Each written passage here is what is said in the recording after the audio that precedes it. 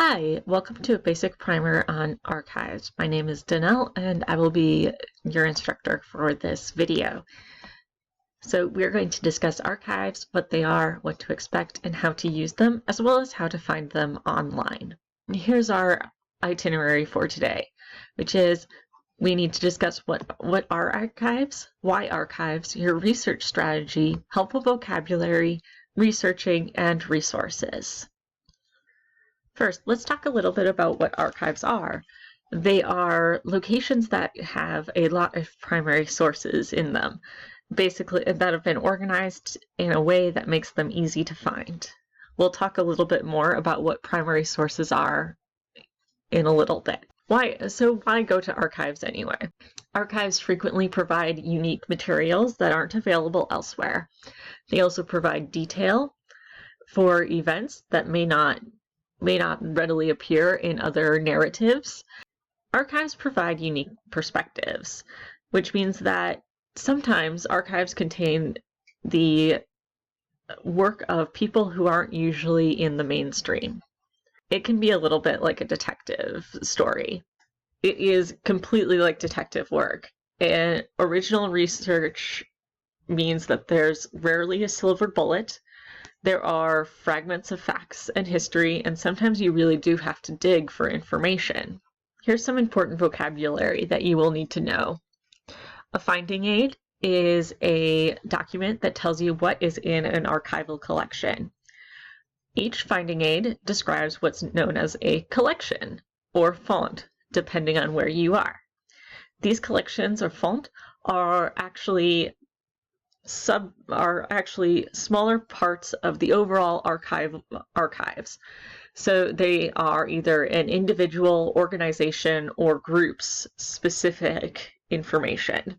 Within that, they'll be separated by series or subseries. And series and subseries are kind of like subject headings and then additional subject headings underneath it. Within series and subseries, there will be a folder or container that holds an item or an object, or several items or several objects. Using an Archives in Person 101. First, wash your hands. Second, do not use pens. Pens can easily mark up documents. Wear layers. Archives are frequently climate controlled and you may be a little bit chilly. You may be asked to leave your bags, jacket, or other things outside the archives in a locker or with the archivist at the front desk. You may be asked to sign a form for archives records. And you do need to be very careful with the things that you are looking at. Many of these items are delicate due to age. Talk to the archivist about what you're researching and kind of have an idea of what you're looking for. So that means you have your questions sort of in mind. Do not disorganize the contents of the file or the file themselves. And be considerate of the archivist and other researchers. Tips. Have a question that you want to be answered. Sometimes that question is, I just need to know more about what this organization was doing during this time period. Keep an open mind. What you find may not 100% line up with your secondary sources or even other primary sources. It doesn't mean that it's wrong. It could just mean that they had different information. Look for clues. So if there's an interesting person mentioned, you want to follow that trail. Take lots of notes. And this will take much, much longer than you think. Let's talk about primary sources now. What are they and how to use them? What are primary sources? They are objects that describe life or events by people who were there at the time. Sometimes they're published and sometimes they're not. So this can include photographs, letters, reports, diaries, newspaper articles. All of these things can be used as primary sources. When you read a primary source document, you want to keep some questions in mind. First, who is the writer? Do we know? Why are they writing? Who are they writing for? Who is their audience? And is it important that we know exactly who wrote this? Why is this person writing? What is their purpose? Is the writer trying to change anything? And you can determine this by looking at what the tone of the text is, when the text was written, does it relate to political events at the time, and how much does this context matter? How reliable is this writer? Can we trust them? This is somewhat difficult to determine sometimes, but it's worth keeping in mind that this writer may or may not be completely reliable in terms of how they perceive themselves or how they perceive the world around them. And finally, keep in mind that this text may or may not be for a specific social class. Is it about a specific social class? If so, who is it directed at? Now we're going to look at ways to find information and find primary sources online. First, this is the Carthage College Hedberg Library LibGuides homepage. You can get there by going to carthage.libguides.com. The easiest way to find more archival resources is to go to our subject and class guides.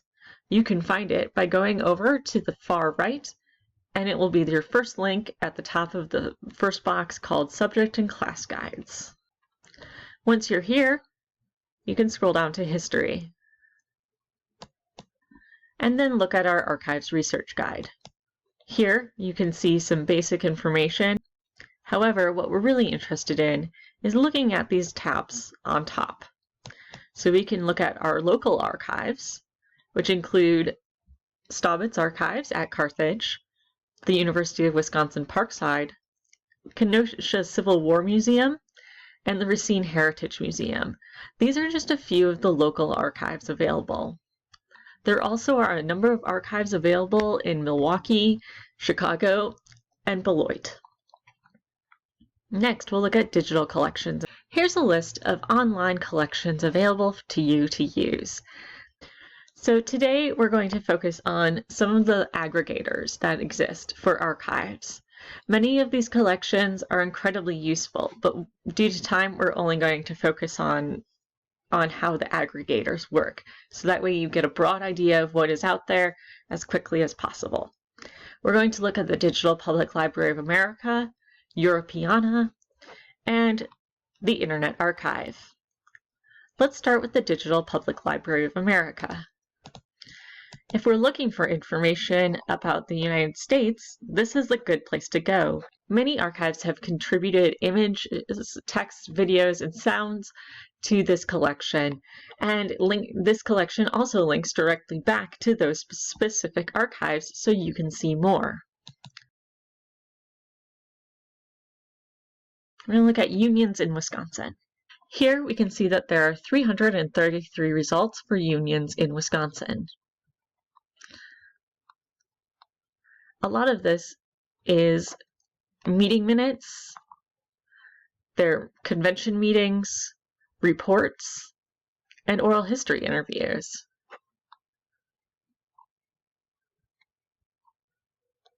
Let's look at the Wisconsin Farmers Union. Here we can see where this item would be. We can go to view the full item. And we also know that the University of Wisconsin in Madison has more information about this. We can also see that this goes to HathiTrust, which will let us look at the document as well. If you want to go see the full item, click View Full Item. If you need to cite it, your citation style will be over here. Please double check all of your citations before putting them into your paper, as none of these can be really guaranteed to be 100% correct. Next, we're going to look at Europeana. Europeana is like the Digital Public Library of America, but focuses on content related to Europe. This works in a similar way to the Digital Public Library. To search it, go up to this upper right-hand corner and click the search button. We're going to look for Irish famine. If we're looking for research on the Irish potato famine, this will be the best place to look. Here you can see a variety of images related to the Irish famine. And if we're interested in looking for more information, we can also see what institutions have these items.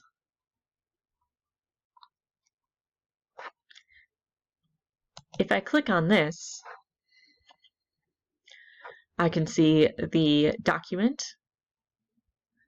and I can see all of the information that I'll need, which is the providing institution, the University College Dublin, and subject information. I want to see this entire pamphlet. I would click on this link, and it should send me directly to the pamphlet. Often you do have to take a look around to see if you can find the full text version. In this case, by clicking around and clicking the correct button, I was able to find the full text. It may take some clicking around to figure out how other libraries present their resources. Finally, we're going to look at the Internet Archive. The Internet Archive includes something called the Wayback Machine, which means that you can look up websites that may not exist anymore, as they've been crawled on the web and put into this database. However, the Internet Archive also includes free books, movies, software, music, websites, and more. So this is from everything in the world. Sometimes looking at the Internet Archive is like drinking from a fire hose. You are going to find a lot of information. So if I'm interested in unions and the Irish famine and how those two interconnect, I may want to look at this. Papers related to distressed unions in the west of Ireland. Return on the number of persons receiving outdoor relief. So I'm looking at a lot of different relief bills. I can also see where this is being published if I look at the little pop-up that comes up here. If I'm looking for information about the Irish famine and also unions, then I probably want to go to the British parliamentary publications to see if I can find more information and more specific information. The Internet Archive works fairly easily. You click on a document, and if it is an image or text document, it'll pop up in a screen like this. You can turn your pages, like so. You can change how it presents on the side here. You can zoom in or zoom out. If you scroll down, you'll note that there are a variety of options available to you, so that way you can download this document in a format that you prefer. So this is just a small smattering of resources that we have available to you. We do have subscriptions to the Post-Reformation Digital Library, the Wilson Center Cold War Digital Archives, the Rotunda Project, as well as links to a whole bunch of newspaper archives available. Please make use of all of these items as much as you can. And if you have any questions, please feel free to email us at help@carthage.edu. Thank you. Have a nice day.